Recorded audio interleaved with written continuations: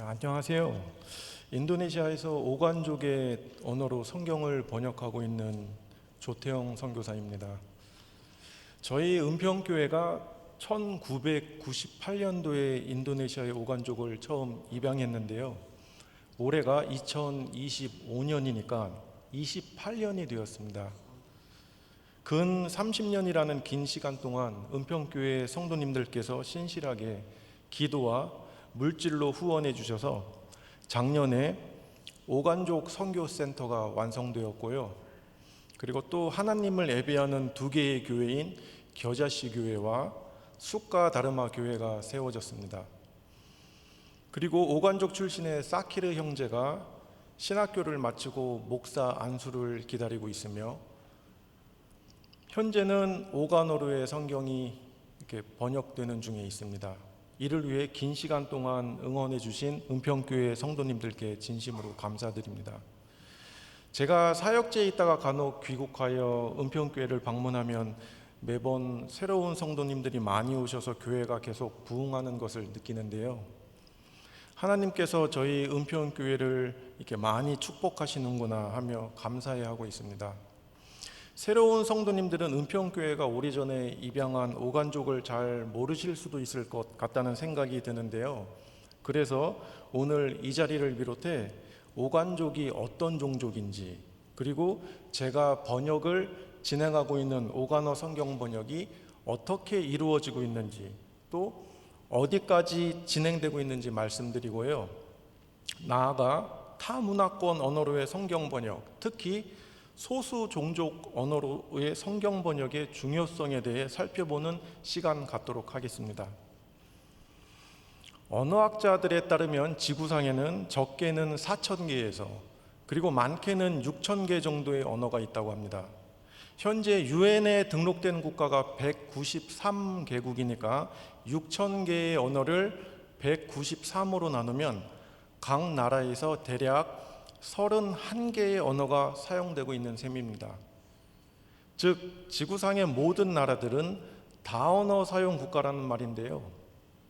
한 나라 안에 가장 많은 언어가 사용되고 있는 나라는 파푸아 뉴기니로서 약 820개의 언어가 사용되고 있고요. 둘째는 오간족이 있는 인도네시아로서 약 730개의 언어가 있습니다.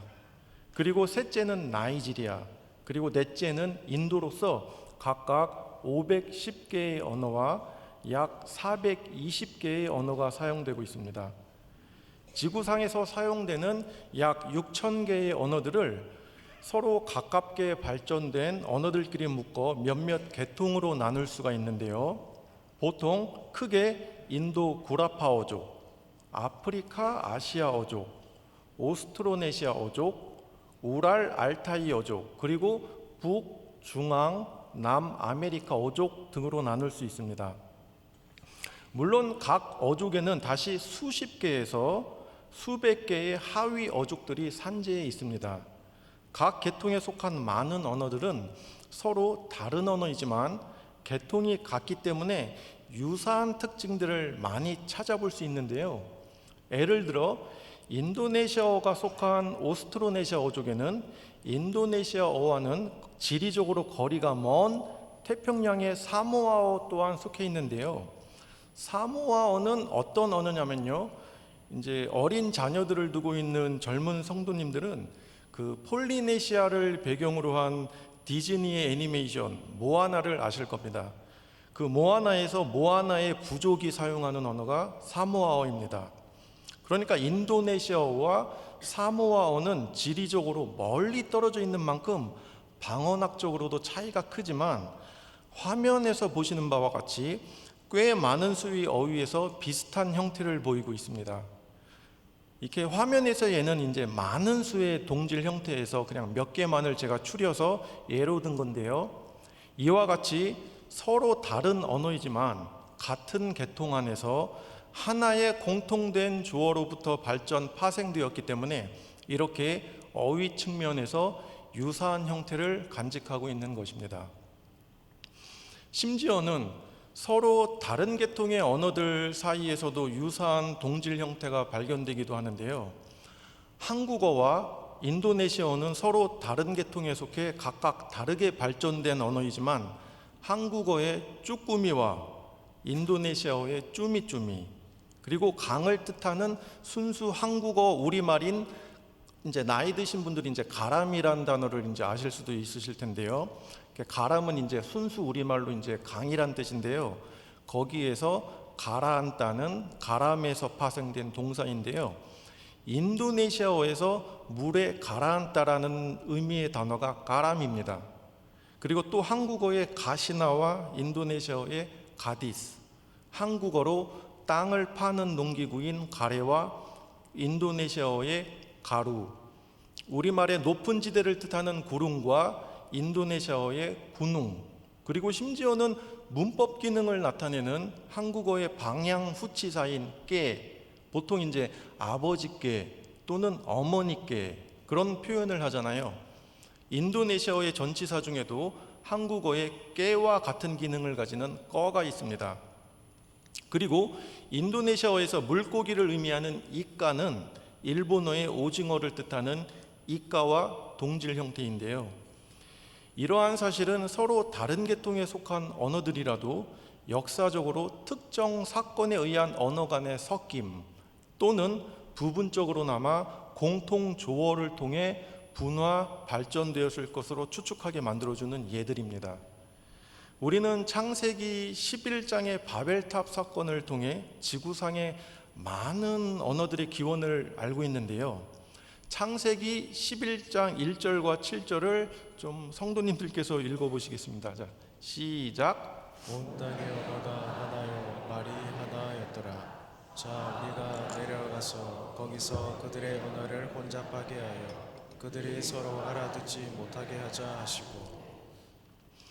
이와 같이 지구상에 6,000개가량의 언어가 존재하는 것과 같은 계통에 속한 언어들 간의 유사성, 심지어는 다른 계통에 속한 언어들 사이에서도 보이는 유사성은 바로 창세기 11장에서 말하는 바와 같이 하나님께서 하나의 주어를 많은 수의 언어로 혼잡하게 하시고 흩으신 결과의 흔적이라는 것입니다. 언어학자들 또한 지구상의 많은 언어들이 오래전에 존재했던 하나의 공통주어로부터 갈라져 나왔을 것으로 추측하고 있는데요.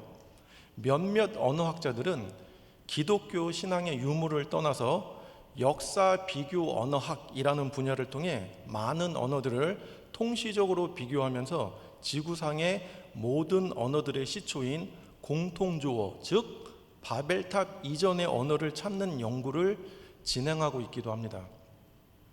지구상에 이와 같이 많은 수의 언어가 존재하고 그리고 대부분의 나라들 안에서도 많은 수의 언어가 사용된다는 사실을 우리나라 사람들은 종종 이제 이해하기 힘들어 하는데요. 왜냐하면 우리는 외정시대의 민족의 단결을 위해 사용된 단일어 또는 단일 문화라는 지표가 고착된 나라에서 살아왔기 때문입니다. 하지만 우리나라 또한 많은 언어가 사용되고 있는 나라라는 것은 엄연한 사실입니다. 경상도, 전라도, 강원도, 충청도, 그리고 멀게는 제주도의 지역어는 서로 형태와 음운체계가 상이하고 심지어는 적지 않은 수의 다른 어휘가 사용되고 있습니다. 더 나아가 예를 들자면 같은 지역인 경상도 내에서도 구미에서 사용되는 경북 지역의 서북 방언과 대구의 방언은 비록 크진 않지만 음성, 음운학적으로 서로 상이한 형태를 보이고 있습니다. 언어학적인 측면에서 우리나라도 분명 다언어 사용 국가이지만 앞서 소개해드린 800여 개의 언어가 사용되는 파푸아 뉴기니 또는 700여 개의 언어가 사용되는 인도네시아처럼 한 나라에 존재하는 많은 언어들 간의 차이가 분명하게 상이한 나라들에 비하면 각 지역 사투리 간의 차이가 그렇게 크게 나타나는 나라는 아닙니다. 그렇다면 파푸아 뉴기니나 인도네시아처럼 한 나라 안에 존재하는 많은 수의 언어들 간의 차이가 크게 나타나는 나라에 사는 사람들은 서로 어떻게 의사소통을 할 수 있을까요? 우리나라에서도 지역 사투리들 중 서울 지역의 사투리가 국가의 행정을 위한 국어로 승격되어 표준어로 사용되고 있듯이 각 나라들마다 역사적 또는 지리적인 상황에 따라 특정 지역의 방언이 국어 또는 국가어로 승격되어 공공 수준의 일상생활에서 사용되고 있습니다. 하지만 국가 또는 국가어로 승격된 이 표준 또는 공식어들 또한 관련 국가에 존재하는 많은 지역어들 중 하나이거든요. 그래서 그 언어가 원래 사용되었던 지역에서 태어나 어렸을 때부터 그 언어를 모어로 사용했던 사람들이 아닌 다른 지역의 출신자들에게는 사실 다른 언어라고 할 수 있습니다. 제 아내가 인도네시아 사람이라는 것은 다들 아시죠? 결혼 전 저는 제 아내가 대도시에서 교육을 받고 인도네시아의 국가어인 표준 인도네시아어만 세련되게 구사하는 도시 사람인 줄 알았습니다. 하지만 결혼 후 처남의 결혼식으로 고향을 방문했을 때 아내의 입에서 단번에 고향의 사투리가 나오는 것을 보고 적지 않게 놀랐었던 기억이 있습니다. 그런데 제 아내뿐만이 아닙니다. 수년 전 제가 인도네시아에서 유학할 때 강의실에서 세련된 표준 인도네시아어를 구사하던 교수님들조차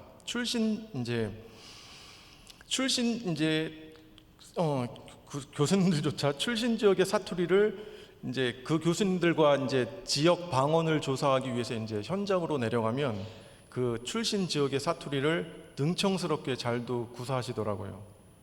인도네시아만 이럴까요? 예전에 대학교를 졸업하고 우연히 경북 김천에서 제가 후배를 만난 적이 있는데요. 저는 대학교 내내 서울 사람인 줄 알았던 그 후배가 경북 사투리를 구수하게 말하는 김천 사람이었습니다. 그러니까 즉 다양한 지역의 사람들이 함께 어우러져 사는 대도시에서는 국가의 표준어 또는 공식어가 자연스럽게 사용되지만 같은 지방어 사용자들이 모인 곳 또는 그 출신 지역에서는 그들이 태어난 곳의 방언인 난곳 방언을 구사한다는 것입니다.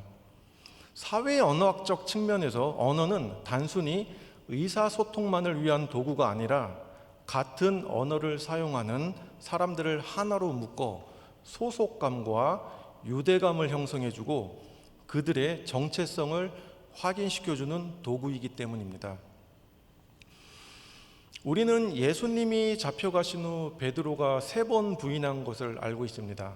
마태복음 26장 69절에서 75절까지에는 베드로가 예수님을 3번 부인하는 장면이 나오는데요. 그중 사람들이 베드로에게 마지막으로 3번째 물어보는 장면인 73절에는 제가 한번 읽어보겠습니다. 조금 후에 곁에 섰던 사람들이 나와 베드로에게 이르되 너도 진실로 그 도당이라 내 말소리가 너를 표명한다 하거늘. 즉 베드로가 앞서 2번 연속 부인하자 결국 사람들은 최종적으로 베드로가 사용하는 갈릴리 지역의 사투리를 증거로 베드로가 예수님의 제자였다는 것을 확신합니다. 즉 사람들은 베드로가 사용하는 갈릴리 지방어를 듣고 정확히 예수님의 제자라는 것을 알았던 것이죠. 베드로가 구사했던 사투리는 그의 출신 지역과 그가 예수님을 따라다녔다는 사실, 즉 당시 베드로의 정체성을 속일 수 없었던 것입니다. 예수님과 함께 잡혀 죽을 수도 있는 긴박한 상황 가운데 목숨을 부지하기 위해 3번이나 예수님을 부인했지만 베드로 입에서는 그의 출신 지역과 예수님을 따라다녔다는 사실을 말해주는 갈릴리 사투리는 제어할 틈도 없이 너무나도 자연스럽게 나왔다는 것입니다. 오늘 본문인 사도행전 2장에는 제자들이 성령에 의해 각 지역의 언어로 말을 하는 장면이 나오는데요. 바데와 메데 그리고 엘람은 오늘날의 이란이고요.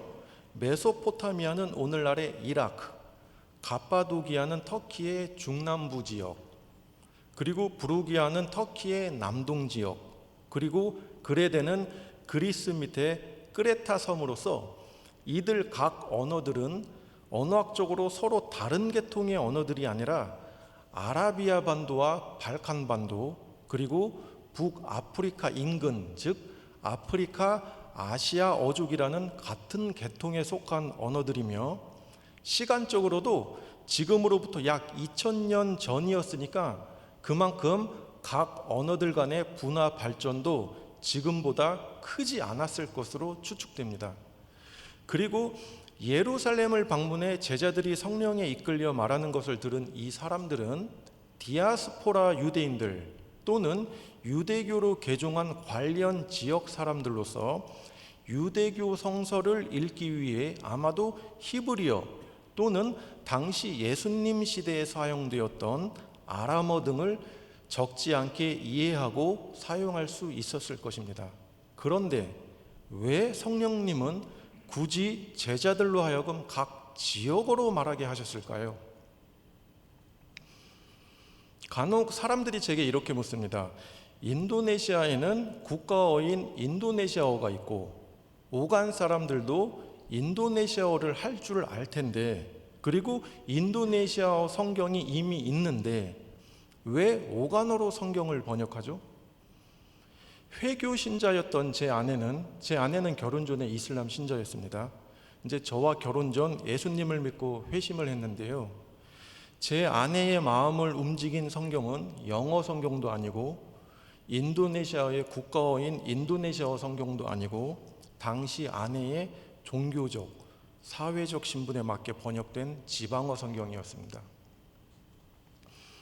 사도행전 2장의 오순절 사건을 통해 우리는 하나님께서는 각 지역의 유대교인들에게 복음을 전하기 위해 유대교의 종교적 권위를 지닌 히브리어가 아닌 그들 각 출신 지역의 난곳 방언을 사용하고자 하신 것을 알 수 있습니다. 창세기 11장에서 하나님 스스로께서 하나의 언어를 쪼개고 흩으셨기 때문에 각각의 나누어진 언어를 사용하는 사람들에게는 그 언어를 통해 다가가고 만나기 원하셨다는 것입니다.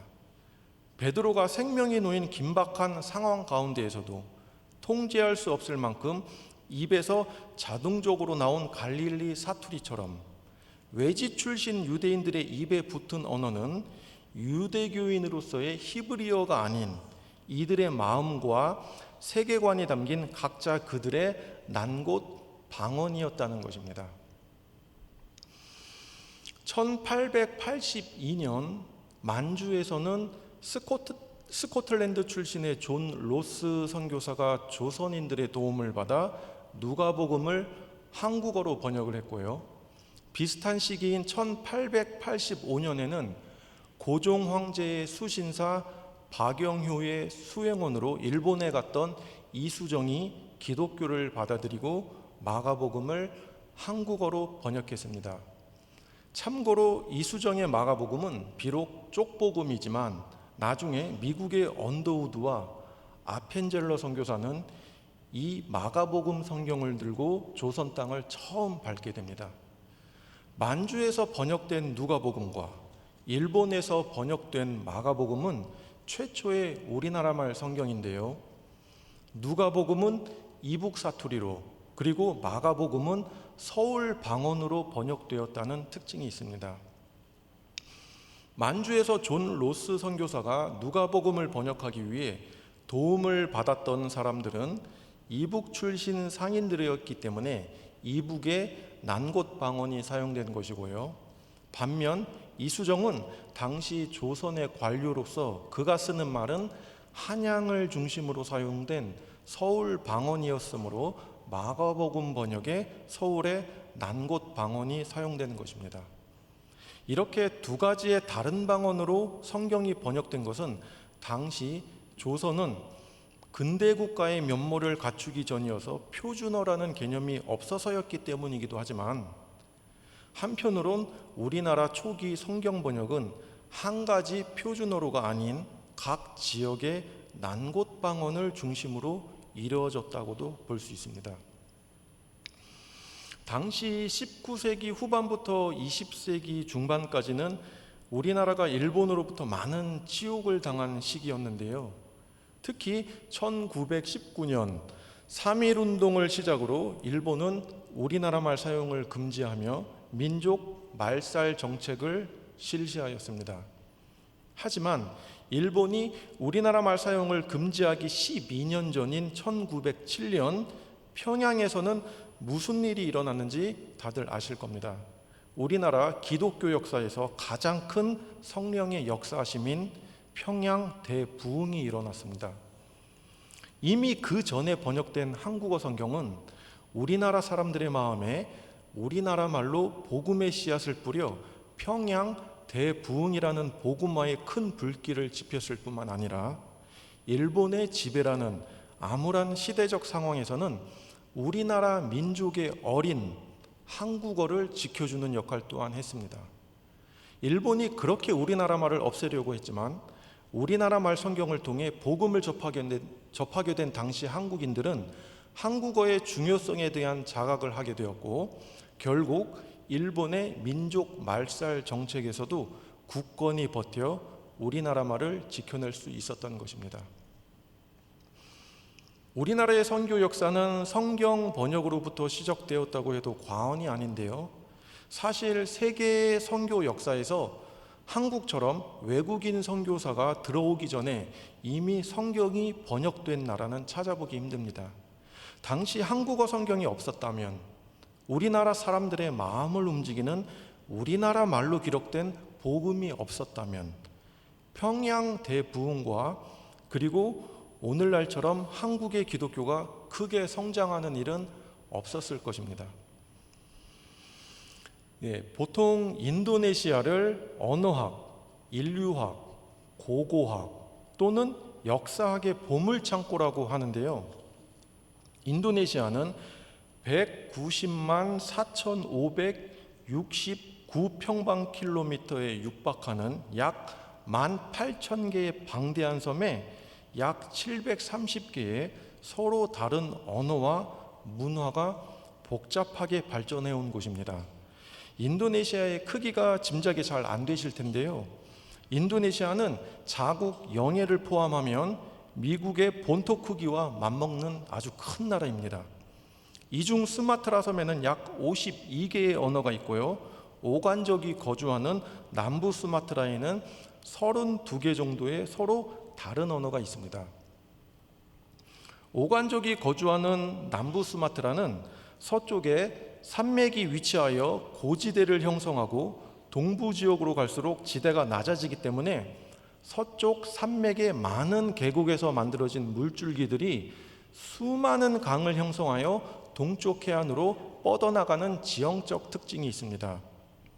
이렇게 수많은 강 중 하나인 오간강은 약 170km의 길이로서 예로부터 이 강을 따라 거주하며 수렵, 채집 활동을 하던 종족이 바로 오간족입니다.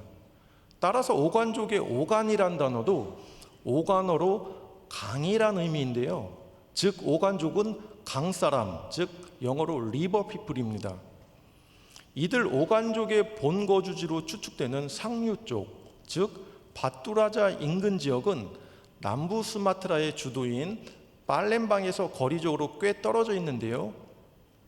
동쪽 해안과 가까운 팔렘방은 외부로부터의 접근성이 좋아 예로부터 수마트라 섬 외부의 다른 종족들과의 빈번한 교류를 통해 경제적 번성과 왕국으로의 발흥을 통한 언어 문화의 발전을 이루었지만 이에 반하여 바뚜라자 지역은 서쪽 해안으로부터는 산맥에 막혀 있고 동쪽 해안으로부터는 거리가 멀어서 외부 종족들과의 접촉이 제한되었기 때문에 이들의 전통적 생활 양식, 즉 오간족 고유의 언어와 문화를 고수하는 정도가 크게 나타나는 편입니다.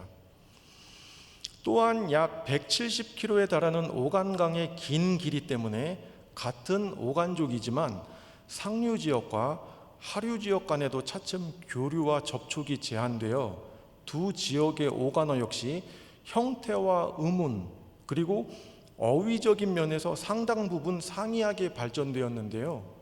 현재 오간족에 세워진 두 개의 교회 중 겨자씨 교회는 상류 오간족이며 숫가다르마 교회는 하류 오간족에 속합니다. 이 두 개 지역의 사람들이 만나면 같은 오간족이라는 동질감은 느끼지만 사용하는 언어는 서로 상이하기 때문에 의사소통에 적지 않은 제약이 따릅니다. 현재 저는 바뚜라자를 중심으로 사용되는 상류 오간어로 성경을 번역하고 있는데요. 이후 숫가다르마 교회가 있는 하류 오간어 또한 반드시 성경으로 번역될 필요가 있습니다.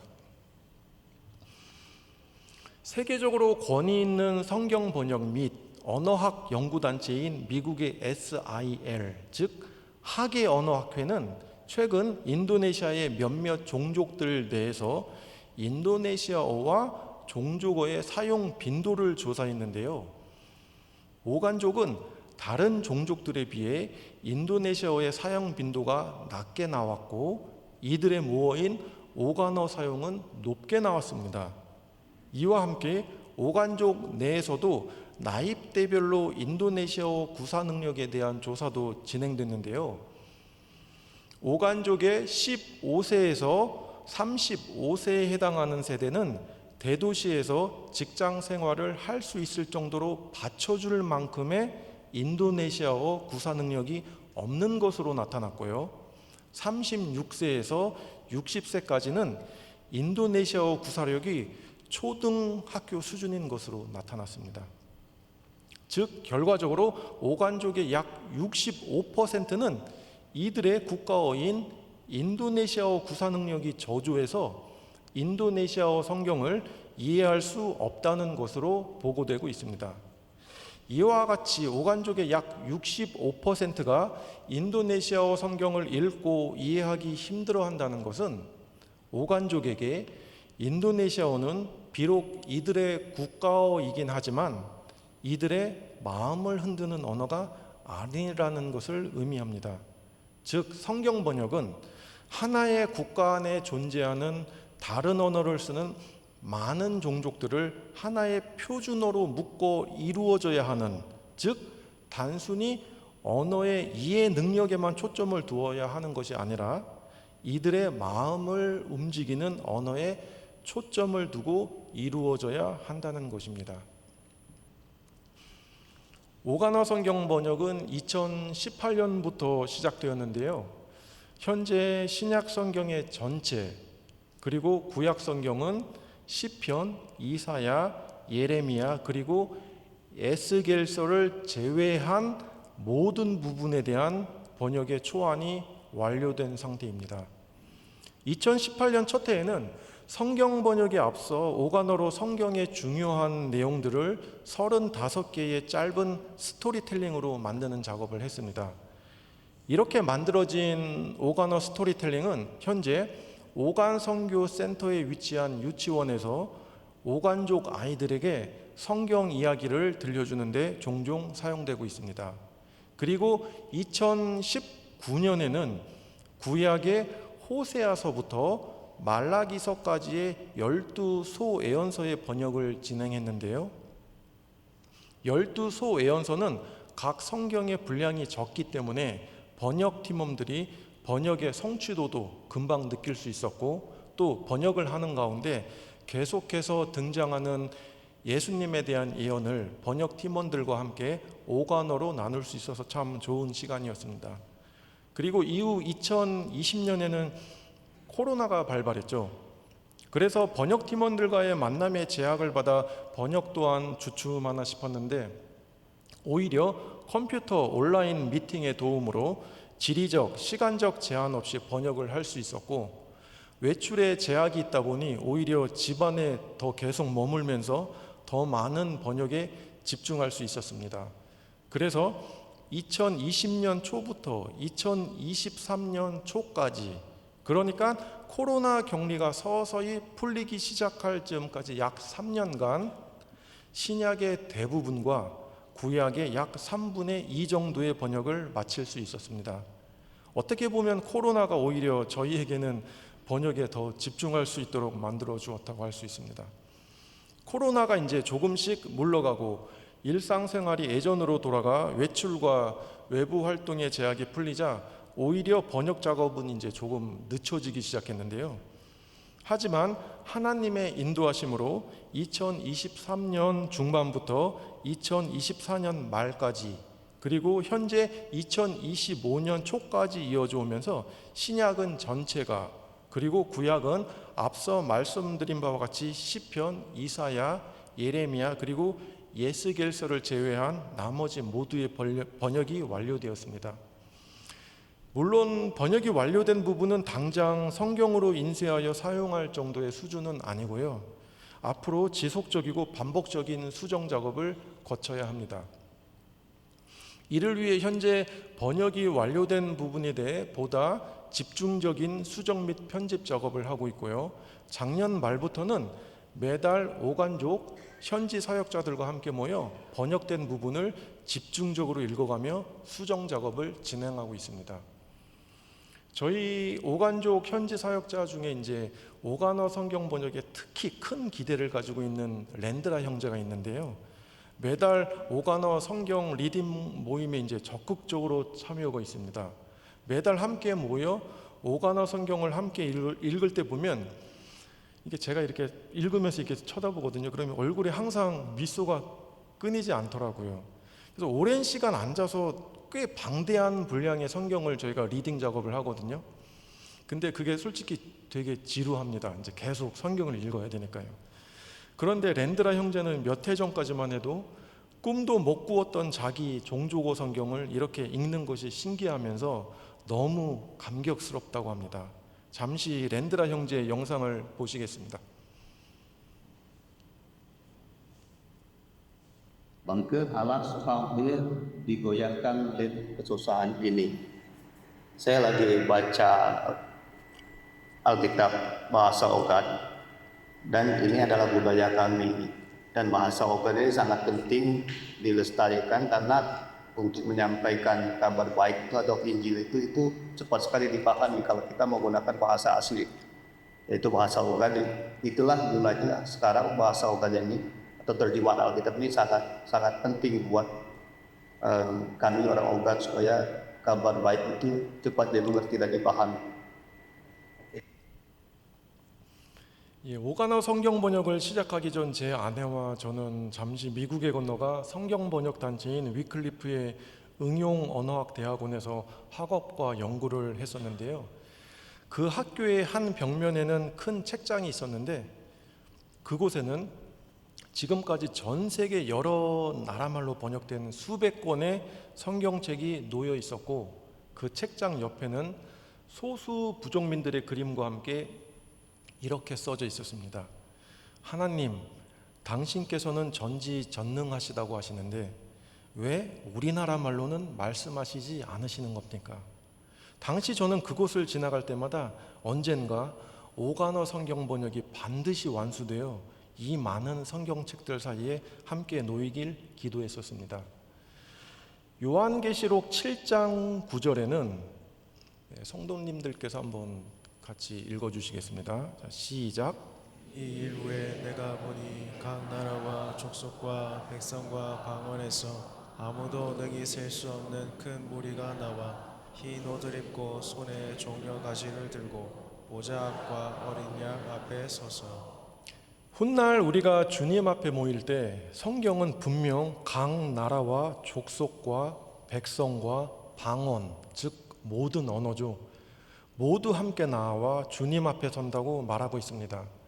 이때 어디선가 인도네시아 사람들이 우리 은평교회 성도님들께 와서 혹시 한국의 은평교회 성도님들 아니신지요? 여러분들께서 도와주신 덕에 오간어로 성경이 만들어졌고 오간어 성경을 읽고 저희가 예수님을 믿고 구원을 받았습니다. 정말 감사드립니다. 라고 말하는 것을 들으면 얼마나 기쁘고 감사하고 감격스럽겠습니까? 오간족이 이들의 마음을 움직이는 이들의 말로 기록된 성경을 통해 복음을 듣고 회심하여 장차 오간족 내의 복음화가 불길처럼 일어날 수 있도록 오간어 성경 번역을 위해 계속 기도해 주시기 바랍니다. 그래서 2000년 전 오순절날 성령님께서 여러 방언으로 말씀하신 것처럼 머지않아 오간어로도 말씀하실 수 있도록 이 귀한 사역을 위해 계속 응원해 주시기 부탁드리겠습니다. 예, 기도하겠습니다. 하나님, 오래전에 은평교회에게 인도네시아의 오간족을 알게 하시고 이들을 입양하여 복음을 나누게 하시니 감사드립니다. 2000년 전 오순절 성령님께서 제자들로 하여금 많은 지방어로 말하게 하실 때 하나님께서는 이미 인도네시아의 오간족을 위해 오간어로의 복음 전파 또한 계획하셨음을 믿습니다. 이를 위해 오늘날 은평교회를 허락하셔서 오간족의 영혼들이 이들의 마음으로 복음을 받아들이고 회심할 수 있는 이들 오간어로의 성경 번역을 맡겨주시니 감사드립니다. 은평교회를 축복하사 오간어 성경 번역이 잘 진행되고 완수되어 오간족 땅에 복음화가 불길처럼 일어나도록 축복해 주시기 바랍니다. 훗날 우리가 주님의 보좌 앞에 모였을 때 오간족의 영혼들과 함께 기쁨의 영광을 누릴 수 있기를 소원합니다. 우리 모두와 그리고 오간족을 위해 십자가에서 돌아가신 예수님의 이름으로 기도드립니다. 아멘.